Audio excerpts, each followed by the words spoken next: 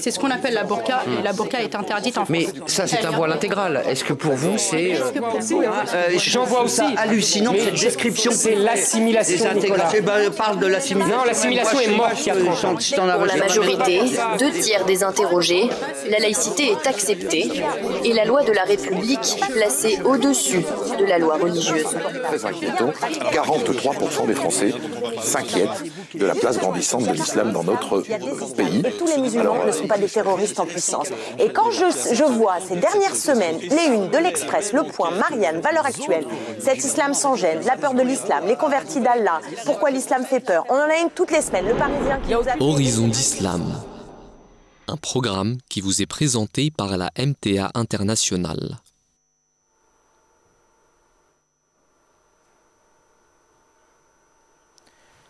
Très chers téléspectateurs du monde francophone, Assalamu alaikum wa rahmatullahi wa barakatuhu.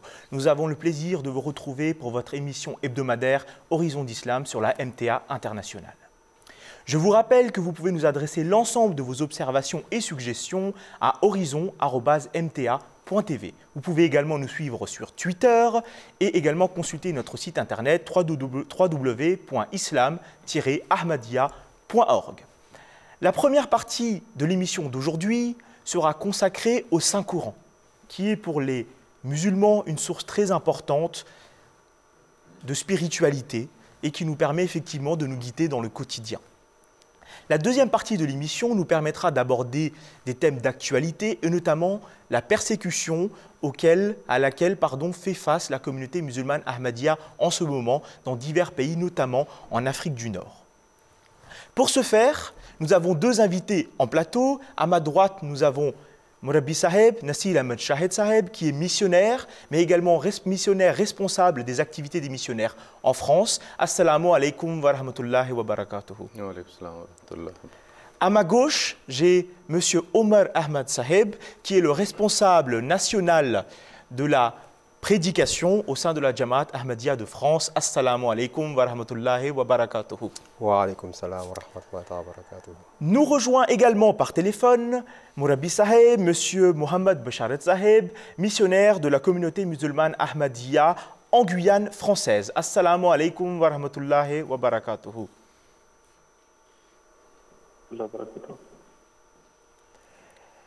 Alors nous allons effectivement rentrer dans le vif du sujet dès à présent et je vais demander à Mukarram Omar Saheb de nous expliquer quelle est la place du Saint-Coran au sein des sources normatives de l'islam, puisqu'il faut remettre les choses en contexte, dans le contexte.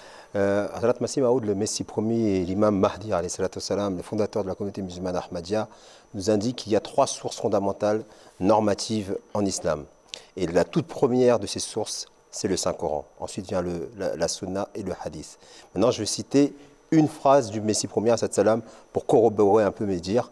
Le Messie premier salam a dit entre autres « Le Saint-Coran est le seul livre qui a éclairé de manière parfaite pour le monde la véritable voie conduisant au salut. Les autres livres n'en sont que ses pâles reflets. Lisez attentivement le Saint-Coran et aimez-le plus que toute autre chose au monde. Car dans une des révélations que j'ai reçues, Dieu m'a dit « Al-khayru kulluhu fil Qur'an ». Tous les bienfaits sont contenus dans le Coran. Très bien, Jazakumullah Omar Saheb pour la réponse à cette première question. J'en viens ensuite au contenu du Saint-Coran. Ce qu'il est important de savoir au sein du Saint-Coran, quelles sont les différentes sourates, et j'en viens en fait à la sourate Al-Fatiha. Et j'aimerais poser cette question à Mourabi Saheb. Merci de m'indiquer quelle est l'importance de la sourate Al-Fatiha au sein du Saint-Coran et pourquoi est-ce qu'on l'appelle la mère du Saint-Coran? Merci Jazakallah. Cette question a deux parties. La première concernant l'importance de sourate Al-Fatiha dans le Saint-Coran. Je vais citer une parole de Saint-Prophète sallallahu alayhi wa sallam qu'une fois il avait dit à un de ses fidèles compagnons, radiyallahu anhu, Allah u'allimuka azama suratan fil Coran. Qu'est-ce qu'il ne nous enseigne pas le plus grand surat qui se trouve dans le Saint-Coran? Alors certainement il voulait savoir à bon gré. Alors le Saint-Prophète sallallahu alayhi wa sallam avait cité Alhamdulillahi Rabbil Alamin et puis il a mentionné certains noms de ce chapitre. Okay. Maintenant, pourquoi l'importance? Parce que c'est le seul sourate qui a beaucoup plus de noms par rapport aux autres sourates. Il y a certains sourates de Saint-Coran qui ont 1, 2 ou 3 noms. Mais pour le sourate Fatiha, si nous lisons le Coran et les paroles de Saint-Prophète sallallahu alayhi wa sallam, nous trouvons plus de 10 noms de sourate Fatiha. Fatihatul Kitab, Al-Hamd, As-Salat, Ad-Dua, Ummul Quran, Ummul Kitab, Al-Quran Al-Azim, As-Sab al-Mathani, Al-Shifa, Al-Ruqiyya. C'est une des importances de sourate Al-Fatiha. Deuxième importance est que sourate Fatiha est comme un résumé du Saint-Coran entier. Alors tous les sujets qui sont élaborés dans le Saint-Coran sont présentés de façon concise dans sourate Al-Fatiha. Troisième importance est que dans chaque rakat de nos salats et nos prières, sourate Fatiha est obligatoire à citer et à réciter. Dans sourate Fatiha, le cinquième est qu'il y a une prière qui est très très utile pour demander la direction de la part, c'est-à-dire à Dieu, Ihdina Sirat al-Mustaqim. Et puis il a mentionné 3 groupes, que Anamta alayhim, à ceux à qui Dieu a fait des faveurs, et Magdoube alayhim, qui ont encouru, c'est-à-dire la colère divine, et le troisième, Dalin égaré. Mais Allah nous a demandé de prier à Dieu, de rester toujours dans les catégories de ceux à qui Dieu a fait des faveurs. Et puis, une autre importance mentionnée par le Messie premier particulièrement, il a dit que sourate Fatiha est le premier chapitre et introduction du Saint-Coran qui a le lien direct avec les derniers 3 chapitres. Ainsi, c'est-à-dire quelque chose qui est rédigé et connaît une perfection. Au départ, quelqu'un introduit un sujet et à la fin, il reprend le même sujet comme une conclusion. Donc ces choses, surtout les derniers 2 ou 3 versets, Anamta alayhim et Gair al-Magdoube alayhim wa ad-Dallin, sont élaborés davantage dans les 3 derniers sourates que le calife Ayatollah Talab al-Sladid a mentionné dans son sermon tout récent aussi. Un autre point très essentiel est que dans ce sourate, a dit le Messie premier l'avènement de Messie premier est mentionné dans le parti Sirat al-Ladina Anamta alayhim. Et puis une prière pour éviter des dangers, Ghair al-Maghdubi alayhim wa ad-Dallin, que nous ne voulons pas être comme les Juifs qui avaient refusé leur Messie et Dallin qui ont fait une exagération dans sa personnalité. Donc c'est ainsi que nous pouvons dire que ces points expliquent, c'est-à-dire très clairement, l'importance de sourate Fatiha. La deuxième partie était pourquoi la mère du Coran. Oui, exactement. Il y a 2 noms que j'ai cités de sourate Fatiha qui font allusion vers ce phénomène. C'est Ummul Quran et aussi mentionné le nom et Ummul Kitab, mais la mère du livre, ça veut dire le Saint-Coran, et Ummul Quran, la mère du Coran. Pourquoi? C'est-à-dire que ces 2 noms sont donnés à ce chapitre ou ce sourate. Tout d'abord, comme le bébé prend toutes les facultés, et surtout physiques et aussi morales de sa maman. Alors, comme un grain devient un grand arbre, mais au départ, on peut dire que le grain contient aussi cet arbre, combien il est grand. C'est la même façon que tous les sujets bien élaborés dans le Saint-Coran entier sont comme le grain mentionné dans le sourate Fatiha, ainsi devient mère du Saint-Coran. Et le deuxième aspect, bien élaboré par le Messie premier l'Islam aussi, qu'il a dit que dans sourate Fatiha, les 4 attributs qui sont mentionnés, Rab, Rahman, Rahim et Malik, Seigneur, le gracieux, le miséricordieux et le maître. Il dit que ces 4 attributs sont les mères de tous les attributs de Dieu mentionnés dans le Saint-Coran. Donc ainsi, sourate Fatiha devient aussi la mère du Saint-Coran entier. Zakoullah Rabissa, effectivement, la Sourate Al-Fatiha est une synthèse du Saint-Coran puisque les différents aspects importants des enseignements du Saint-Coran y figurent. Et c'est là, en quelque sorte, l'importance de la Sourate Al-Fatiha que vous avez très bien d'ailleurs expliqué. Alors à présent, nous allons parler de points qui sont plus pragmatiques, qui touchent plus au quotidien des musulmans. Et la question qui revient le plus souvent, c'est quel est l'intérêt et quelles sont les bénédictions qui sont liées à la lecture du Saint-Coran. Puisque en islam, on a une emphase particulière sur la lecture du Saint-Coran. Et puis donc, on souhaite savoir pourquoi et quelles sont les sources de cette importance de la lecture du Saint-Coran. Pour nous, Ahmadi, on respecte en fait les enseignements du Messie premier, salam, qui sont les véritables enseignements de l'islam. Et c'est pour cette raison-là qu'on met un point particulier à lire le Saint-Coran régulièrement et particulièrement tous les matins. Parce que ça fait partie de la pratique du Saint-Prophète, la pratique du Messie premier, des Khulafa. Le Hazour d'Ara Ben Askelaziz, dans un de ses sermons concernant les 10 conditions du Bay'a, sur la condition du Bay'a qui a trait notamment justement au Saint-Coran, nous enseigne et nous enjoint en nous disant que chacun d'entre nous doit examiner dans quelle mesure il aime le Saint-Coran, obéit à ses commandements et essaye de les mettre en pratique dans sa vie. Il y a différentes manières de manifester l'amour. La chose la plus importante pour un Ahmadi, c'est de s'imposer la récitation d'un minimum de 2 à 3 rukus du Saint-Coran, quotidiennement. Ensuite, et ça c'est vraiment très important, il doit procéder à l'étape suivante et le lire avec la traduction. Lorsqu'une personne lit le Saint-Coran quotidiennement, avec traduction, inconsciemment, et ça c'est vraiment très beau ce qu'il dit, c'est très fort, il laisse ces beaux enseignements pénétrer les profondeurs de son esprit. Et ça c'est vraiment quelque chose de très important pour la nourriture quotidienne, parce que l'un des noms du Saint-Coran c'est aussi Al-Furqan, le discernement. Celui qui lit le Saint-Coran tous les matins, il se réveille avec justement Al-Furqan, le discernement. C'est son esprit, il est conditionné pour pouvoir, à l'instar d'un moutaqi, avoir un discernement parfait et développer une crainte d'Allah. Mais Mourabi Saheb, le Saint-Coran ne mentionne-t-il pas l'importance de la lecture du Saint-Coran le matin, au moment après la prière de Fajr? Dans Surat Bani Israël, c'est-à-dire que Dieu dit que Inna Quran al-Fajr kana mashhouda, cela montre l'importance au moment de Fajr, à l'aube. Des fois on dit après le Zohar. Mais je pense qu'ici, l'accent est mis que le Saint-Prophète faisait de longues récitations dans la prière de Tahajjud. Des fois, même dans un rakat, il récitait Surat Baqara entier, et puis commençait le Al-Imran aussi, le chapitre suivant. Et celui qui était à côté de lui, il était jeune, il était fatigué, mais le Saint-Prophète continuait.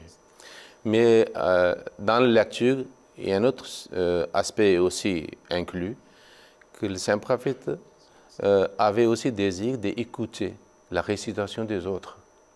Une fois, un de ses compagnons, Ibn Masoud, le Saint-Prophète lui a dit que récitez pour moi le Coran.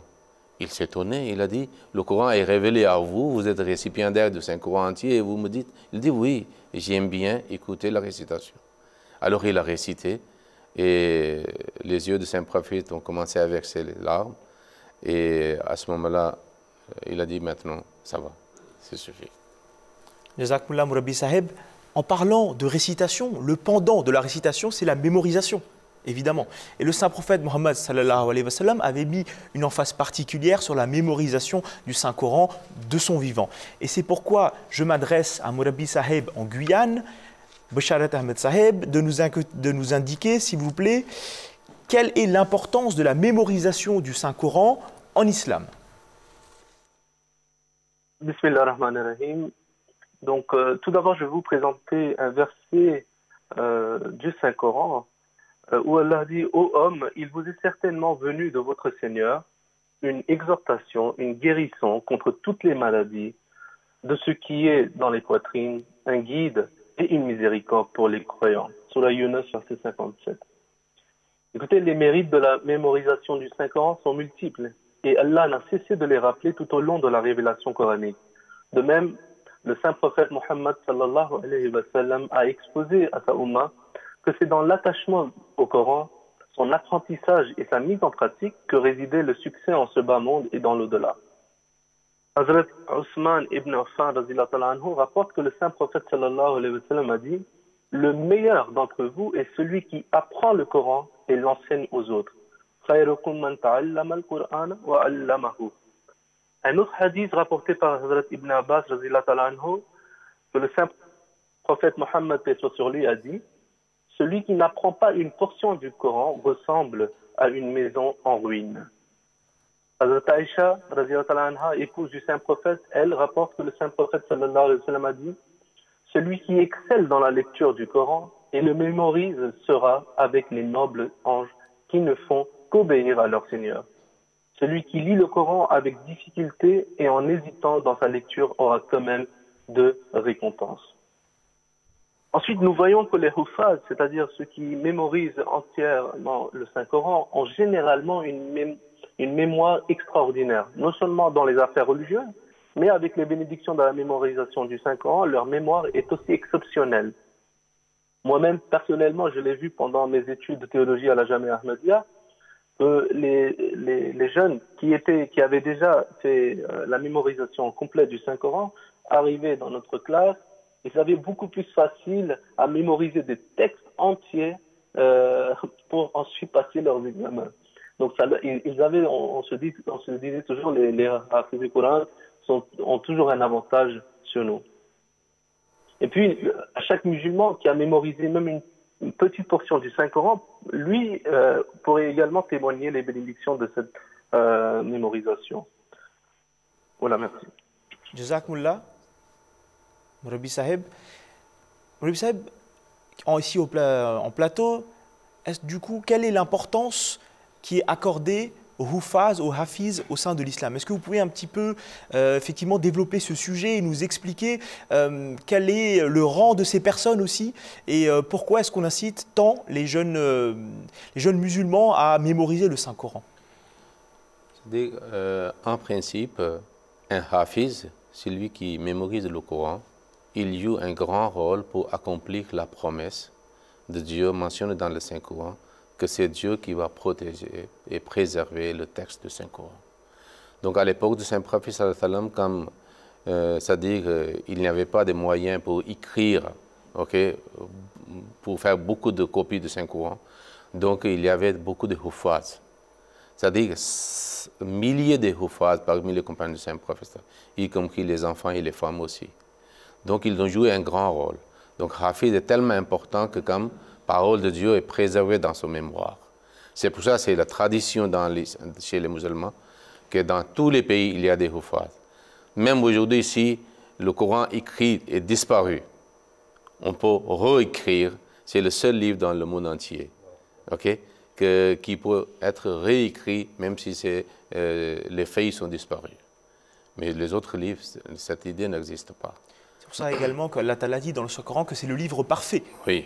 Dans lequel il n'y a aucun doute, effectivement, puisque c'est aussi une manière dont la prophétie de Dieu s'accomplit en réalité, puisque c'est de cette manière-là également que le Coran est préservé dans son intégrité. Alors, Moulabi Saheb, puisque vous parliez de mémorisation par plusieurs milliers de personnes, la question inhérente et qui vient à la suite, c'est de dire, effectivement, beaucoup de gens ont mémorisé le Saint-Coran, mais beaucoup de gens ne parlent pas l'arabe aussi. Et la question est la suivante, est-ce que le Coran a été traduit par la communauté musulmane ahmadiyya en plusieurs langues pour permettre justement aux personnes non arabes de pouvoir bénéficier des vertus du Saint-Coran?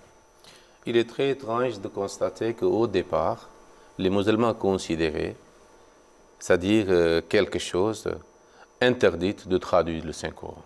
C'était très bizarre. Et certains non-musulmans ont traduit le Coran.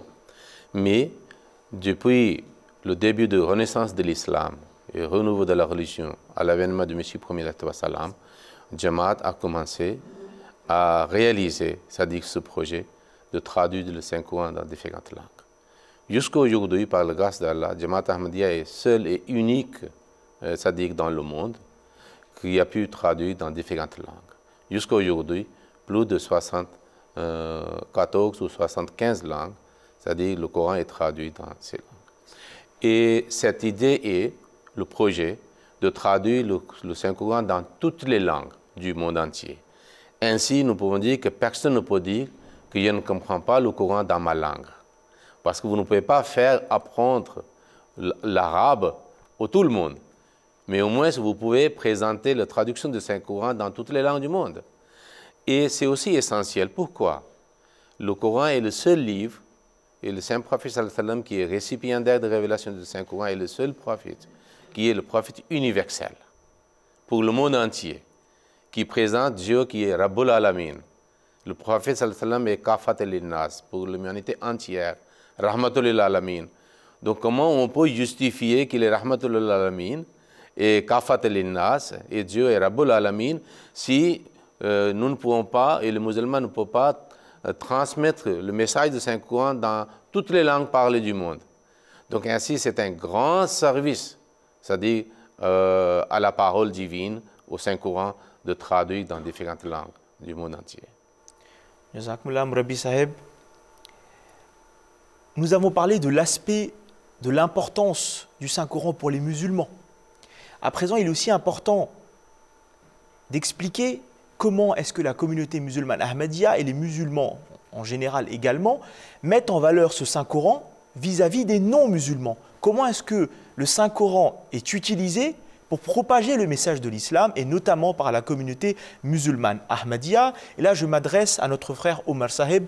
Est-ce que vous voudriez bien nous éclaircir ce point?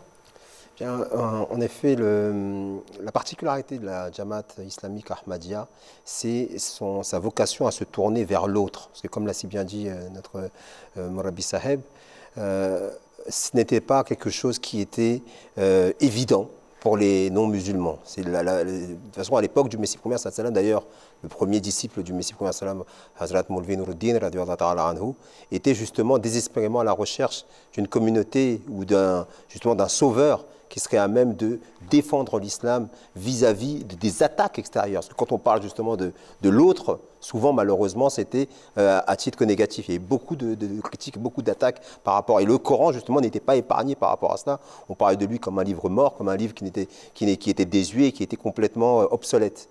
Mais le Messie premier, alayhi salatu wassalam, est venu, et en faisant découvrir les perles précieuses qu'il y avait dans ce sublime livre, à redonner ces véritables lettres de noblesse au Saint-Coran. Et c'est à partir du Messie premier, alayhi salatu wassalam, qu'il y a de tradition dans la communauté de se mettre à pied d'œuvre, de transmettre la parole d'Allah dans les confins de la terre. Si bien que, on parlait des traductions tout à l'heure, il y a des langues qui sont traduites dans des dialectes.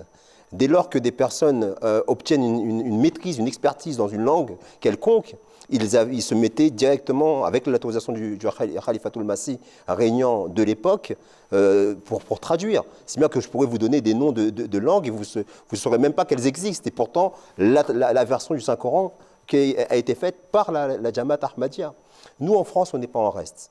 En France, ce qu'on avait lancé depuis plusieurs années, c'est une distribution gratuite du Saint-Coran.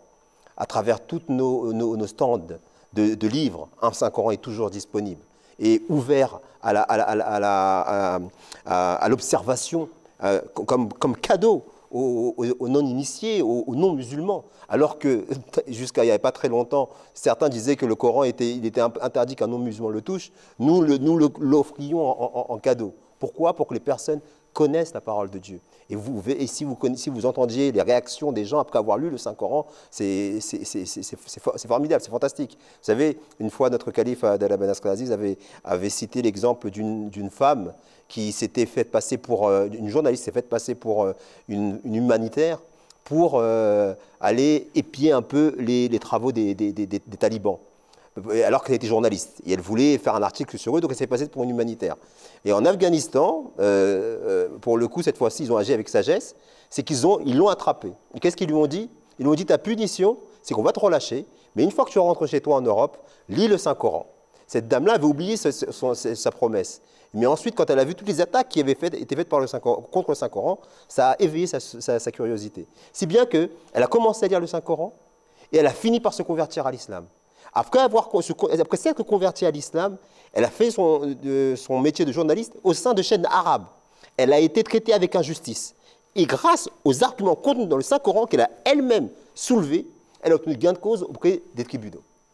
Donc pour vous dire l'importance de la propagation du Saint-Coran auprès des non-Ahmadis et quel effet sur tout ça, sur ces gens-là, sur les non-musulmans, pardon.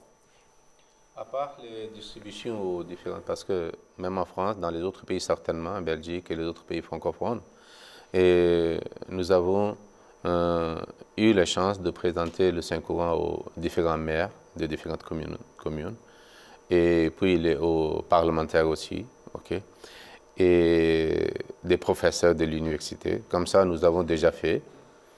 Et puis, nous avons essayé plusieurs fois d'avoir un expo du Saint-Coran, mais par la grâce d'Allah, c'est le Jamaat de Strasbourg qui va bientôt, Inch'Allah, réaliser ce projet de faire l'expo dans une bibliothèque ou dans une librairie. À part cela, avant, c'était difficile même de mettre nos livres dans les librairies. Mais par la grâce de Dieu, aujourd'hui, nous pouvons dire en France, dans 6 ou 7 librairies, nous avons mis le Saint-Coran et les livres de M. Premier. Et dans ce cadre-là, la Jamaat de Strasbourg était précurseur également, hein, je le souligne ici, puisque nous avions réussi, je ne vais pas citer de nom de marque, mais dans plusieurs librairies, la Jamaat de Strasbourg avait initié ce mouvement qui a été repris de fort belle manière par l'ensemble de la France. Je vais peut-être demander à Mourabi Saheb en Guyane, Mohamed Bacharet Saheb, pouvez-vous nous indiquer de quelle manière le Saint-Coran est mis en valeur au sein des territoires d'outre-mer par la communauté musulmane Ahmadiyya? Oui, donc en fait, c'est très intéressant tout ce que nos frères ont dit juste avant moi, parce que moi je pourrais vous parler plus concrètement ce que la communauté, par exemple, fait dans les territoires d'outre-mer. Ici en Guyane, il faut savoir que les musulmans sont arrivés depuis l'époque de l'esclavage, selon l'histoire préservée. Mais disons, les musulmans qui habitent ici sont là depuis 2 ou 3 générations. Je les ai connus, je connais, c'est-à-dire les petits-enfants, je leur parle, les premiers musulmans arrivés ici, je leur demande, est-ce que, avant l'arrivée de la communauté musulmane Ahmadiyya, vous avez eu cette chance d'avoir le Saint-Coran dans la langue française ici? Et on parle de ça en moins 50 à 100 années. Et ils disent, malheureusement, jamais le Saint-Coran est arrivé en grande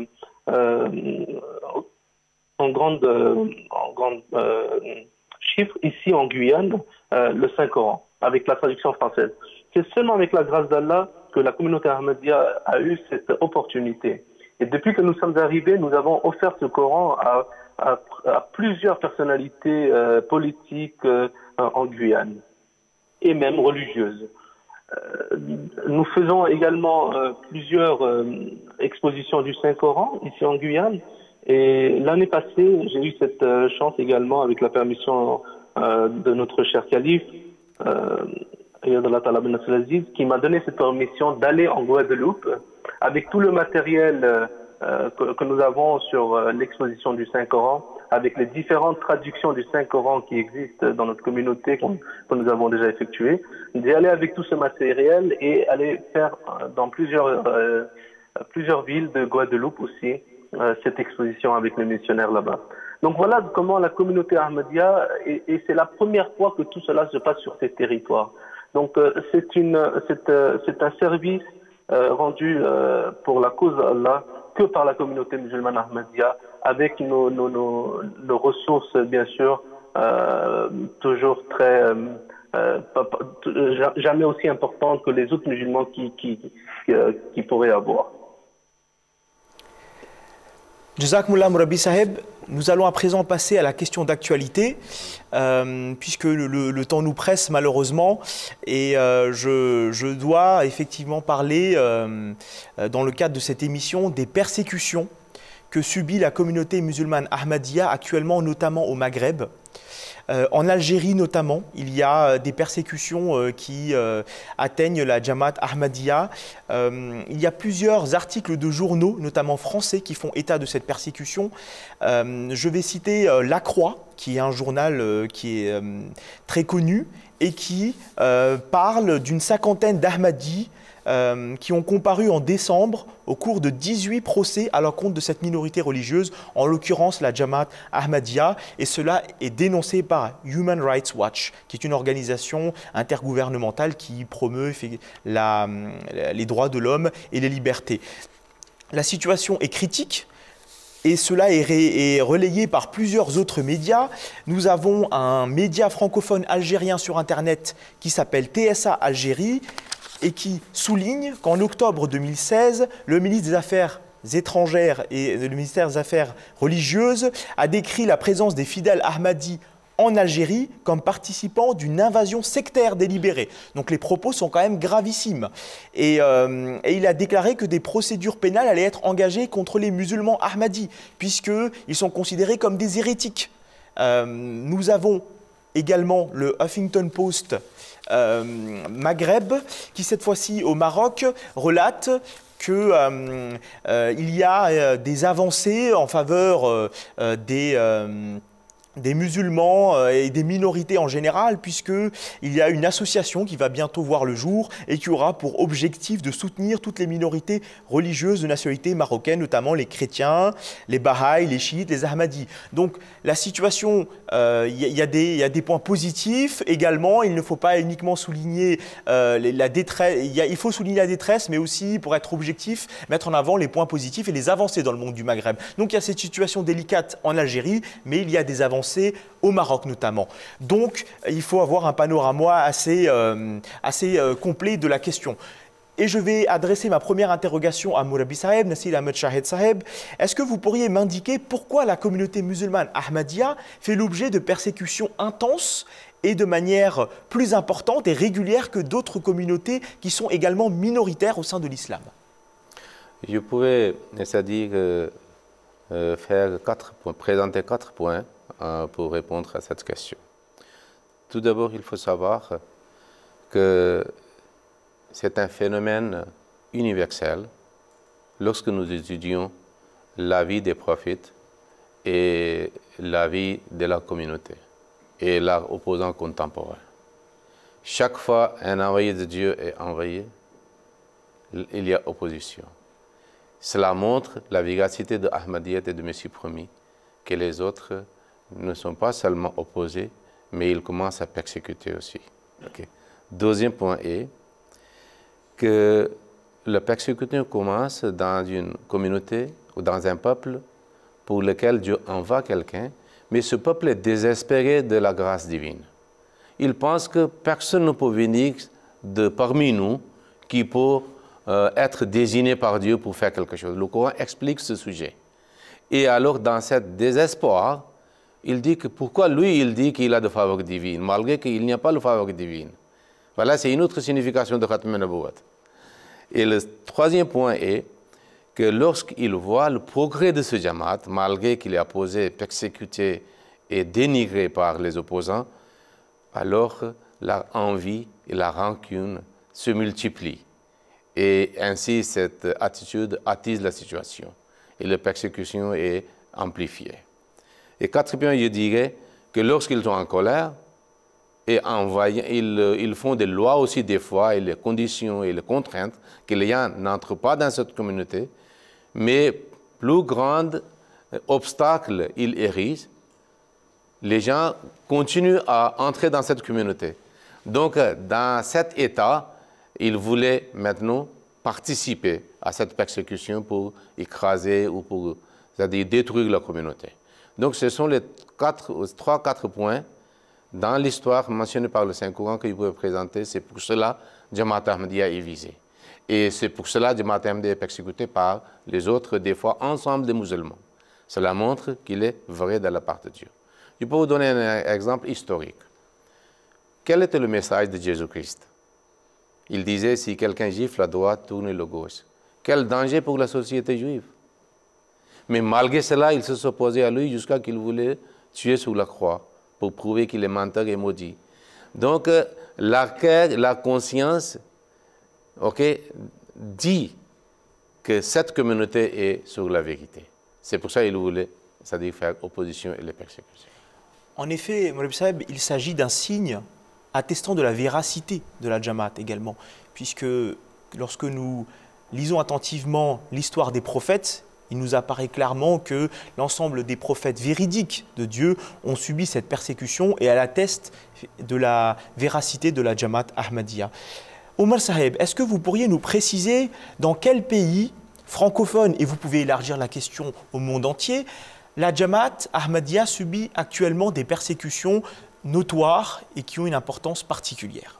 On a déjà évoqué le cas de l'Algérie, notamment, qui est un pays francophone, où on parle français couramment dans ce pays-là. Et justement, elle a été un peu victime de son succès, comme vous parlez des raisons qu'il fallait être objectif.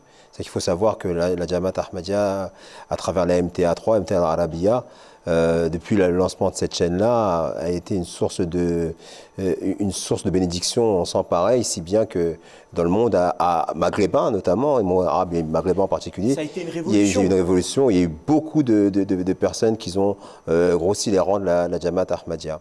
Et là, c'est exactement l'histoire qui se répète. À chaque fois qu'une communauté divine surgit, eh bien, on utilise tous les moyens nécessaires, comme l'a un peu fait allusion Morabissa tout à l'heure, les moyens nécessaires pour justement réprimer, faire en sorte que cette communauté ne s'épanouisse pas, ne grandisse pas. Et donc, ça a été le cas en Algérie, et c'est notamment les déclarations du ministère des cultes, je crois, qui a donné des raisons fallacieuses qui ne datent pas de lui, qui sont des raisons qui datent depuis l'existence de la communauté musulmane Ahmadiyya. On nous taxe d'être des gens déloyaux qui sont à la botte de sociétés, de pays étrangers comme l'Israël ou l'Angleterre. Et donc ça, c'est le cas en Algérie, mais je peux aussi vous citer le cas des Comores, où on a une mission Ahmadiyya aux Comores qui date des années 80. Et qui est en place depuis plus de 30 ans, qui n'a jamais fait de problème dans ce pays. Et au moment où on a construit une mosquée sur place, c'est là que les autorités nous sont tombées dessus. Et vous savez ce qu'ils ont fait, c'est un sacrilège même pour les musulmans. C'est-à-dire que même la population locale ne comprend pas et n'est pas forcément d'accord avec ce qui a été fait, puisqu'ils ont transformé, et ça c'est vraiment honteux de le dire, moi-même étant d'origine comorienne, j'ai honte quand je vois ça, c'est qu'ils ont transformé une mosquée pour en faire un commissariat de police. Vous imaginez? Ils ont non seulement interdit l'accès à la mosquée à nos membres, aux Ahmadis, mais ils l'ont désacralisé. Ils ont changé le but même de cet édifice sacré. Et pour des raisons, encore une fois, fallacieuses, des mensonges. Parce qu'au-delà de la persécution, c'est aussi un signe de la véracité de la Jamaat Ahmadiyya, c'est que le saint prophète Mohammed, il le dit lui-même, je suis venu pour anoblir les bons caractères. C'est-à-dire que Allah rend hommage au saint prophète en disant que c'est quelqu'un qui est rempli de haute qualité morale. Donc le critère même d'un croyant, c'est quelqu'un qui agit sur la vérité. Mais toutes les raisons qui sont avancées pour justifier l'injustifiable, et pour persécuter et torturer, au Pakistan notamment, là dans les pays francophones, on est encore balbutiement, on n'en est pas encore là, mais par contre, pour les mensonges, ils les utilisent. C'est la seule arme qu'ils ont. Et c'est pour cette raison-là que dans ces pays-là, justement, où il y a un Ahmadiyya, une communauté Ahmadi naissante, récente, des persécutions sont régulièrement faites. Il est regrettable de voir que l'histoire du Pakistan se répète quelque part, alors que le monde ne comprend pas effectivement et ne tire pas les enseignements de ce qui s'est passé au Pakistan et des conséquences désastreuses qu'a eu la persécution d'État organisée constitutionnellement contre les Ahmadis. Ces personnes-là ont mis en difficulté la communauté et nous connaissons tous quelle a été la conséquence pour ces personnes de ce qu'ils ont fait contre la communauté. Mais ce n'est pas seulement la difficulté aux communautés Ahmadiyya, à la communauté Ahmadiyya. Parce que ce n'est pas à notre insu. Nous savons très bien, lorsque nous avons accepté le Messie promis, nous avons été dit que vous serez persécutés. Donc si vous pouvez être solide et stable, et votre foi est renforcée, vous venez. Sinon, on n'a pas besoin de venir accepter Ahmadiyya. Mais le problème est que nous avons pitié pour les Algériens et les autres, qu'ils ne connaissent pas le sort du Pakistan. C'est ça le problème pour nous et le souci. Parce que je vais citer ici leur ministre Mohamed Issa. Ce qu'il a dit, complètement mensonge. Il a accusé de Jamaat quelque chose. Et je dis à tous les frères algériens, s'il vous plaît, il faut bien analyser. Par exemple, première chose, il a dit dans sa déclaration que les Ahmadis veulent préparer des attentats dans les stades de football. C'est-à-dire que c'est archi faux. Parce que depuis le début de Ahmadiyyat, pour la cause de religion, même contre la persécution des Ahmadis, même un seul non-Ahmadi n'a été jamais tué et assassiné par les Ahmadis. Notre histoire, c'est-à-dire pour le témoignage. Et deuxième point, il a dit, c'est-à-dire c'est aussi ancienne accusation que le site Internet est hébergé par Israël. À partir de l'Inde et le Pakistan, les non-Ahmadis mullahs sont en train d'accuser un lien avec l'Israël. C'est archi faux. Troisième point, il a dit que il a voulu persuader les Algériens qu'ils ont affaire à des ennemis. Ils ont dit comme les Ahmadis sont des ennemis d'Algérie. Les Ahmadis ne sont jamais ennemis d'un pays quelconque où ils habitent. Pakistan est un exemple de sacrifice que les Ahmadis ont présenté pour l'indépendance du Pakistan et pour le développement du Pakistan. C'est-à-dire, on ne peut pas trouver cet exemple ailleurs. C'est la même chose pour les Algériens. Quatrième point, il a dit que la minorité ahmadiyya était étrangère à l'Algérie. Ils ne sont pas des Pakistanais qui sont allés là-bas pour s'installer en Algérie. Ce sont les Algériens. Et nous croyons très solidement Hubbul Watan min al-Iman. Donc, je dirais à tous les frères algériens, même qui ne sont pas Ahmadis, que s'il vous plaît, il ne faut jamais entretenir une telle haine et rancune concernant l'Ahmadi et l'Ahmadiyya. Justement, Mourabi Saheb, lorsque vous avez cité les services que la communauté musulmane Ahmadiyya a réalisés, notamment au Pakistan, on peut citer Sarzafullah Khan Saheb, qui était un éminent personnage, on peut dire l'un des plus grands personnages de l'État du Pakistan, qui n'a qu'une soixantaine ou 70 ans. C'est une personne qui était président de la Cour internationale de justice, qui a servi en tant que ministre des Affaires étrangères, qui a été secrétaire général des Nations Unies. Vous imaginez un musulman, effectivement, qui atteint un musulman ahmadi qui atteint ce niveau de responsabilité. Tout cela démontre effectivement que les musulmans ahmadis sont attachés à leur pays. Mais dans la connexion de Algérie, je voulais citer ça parce que vous m'avez rappelé. Bien sûr, bien sûr, bien sûr. C'est Chaudhry Zafrullah Khan Sahib qui a joué un grand rôle pour l'indépendance d'Algérie, de Maroc, la Tunisie, la Libye et la Jordanie et la Palestine. Vous pouvez aller dans l'archive de l'ONU. Et si vous lisez les journaux de cette époque, ils ont écrit Zafrullah Khan, Batalun Jalilun, les Arabes wal Islam. C'est un grand champion pour la cause des musulmans et de l'islam, et de l'arabe, des pays arabes. Et aujourd'hui, qu'est-ce que vous faites? Jazakumullah, Mourabi Saheb. Mohamed Bachar Saheb, Mourabi Saheb, un dernier mot. Je vais vous laisser le dernier mot pour la fin de cette émission. Comment doit réagir un musulman face à ces persécutions? Dieu avertit qu'il va éprouver les croyants dans le chapitre 2, par exemple. Il a dit que certainement nous vous éprouverons en vous affligeant un peu de crainte, de faim, de perte de biens et de vie et de récolte, mais annonce la bonne nouvelle à ceux qui persévèrent patiemment. Dans certains cas, l'on porte atteinte à la vie, au bien et à l'honneur du croyant. Ces épreuves sont si terribles qu'il croit parfois que toutes les portes menant à l'aide d'Allah lui sont interdites.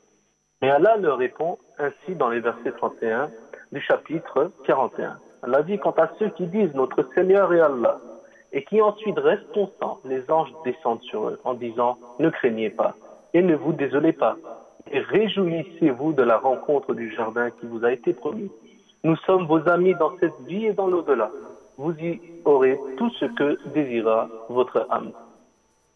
Le vrai croyant est celui qui se tourne vers Allah et à lui seul implore le secours et l'aide comme Allah le dit.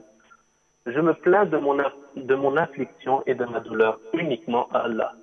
Face à une situation de persécution, le véritable croyant ne sort pas dans les rues pour manifester sa colère et ne prend pas non plus la loi entre ses mains. Et on le voit très bien avec les Ahmadis, que ce soit au Pakistan, que ce soit en Algérie ou en Indonésie, toutes les parties du monde où les Ahmadis sont des cibles de persécution, jamais un Ahmadi n'est sorti dans les rues pour manifester sa colère ou le prendre la loi entre ses mains. Il réagit tout le temps selon ce précepte qui dit « Et cherchez l'aide avec patience et dans la prière » de Saint-Coran chapitre 2. Regardez, c'est exactement comme notre maître Hazrat Muhammad Rasulullah sallallahu alayhi wa sallam nous a montré de sa pratique pendant les 14 longues années de persécution qu'il a dû subir à la Mecque. Jamais jamais, même une fois pendant ces longues 14 années, le saint prophète sallallahu alayhi wa sallam a demandé ou lui-même a attaqué les mécréants. Il a toujours suivi l'ordre d'Allah de rester patient. Et voilà comment les Ahmadis musulmans du monde entier restent et resteront, Inch'Allah, à ces persécutions patients. Jazakumullah Mourabi Saheb, l'islam nous enseigne la patience pour faire face à ces persécutions. Ça sera le mot de la fin. L'émission touche à sa fin. Je remercie l'ensemble des intervenants pour leur participation. Quant à vous, très chers téléspectateurs, veuillez rester connectés à Horizon d'Islam via le compte Twitter, mais également la chaîne YouTube. Et d'ici à la prochaine fois, assalamu alaikum wa rahmatullahi wa barakatuhu. C'est ce qu'on appelle la burqa, et la burqa est interdite en France. Mais ça, c'est un voile intégral. Est-ce que pour vous, c'est... J'en vois aussi. Hallucinant, cette description. C'est l'assimilation, Nicolas. Parle de l'assimilation. Non, l'assimilation est morte il y a 30 ans. Pour la majorité, 2/3 des interrogés, la laïcité est acceptée et la loi de la République placée au-dessus de la loi religieuse. Très inquiétant. 43% des Français s'inquiètent de la place grandissante de l'islam dans notre pays. Tous les musulmans ne sont pas des terroristes en puissance. Et quand je vois ces dernières semaines les unes de l'Express, Le Point, Marianne, Valeurs Actuelles, cet islam sans gêne, la peur de l'islam, les convertis d'Allah, pourquoi l'islam fait peur, on en a une toutes les semaines, le Parisien qui nous a... Horizon d'Islam, un programme qui vous est présenté par la MTA Internationale.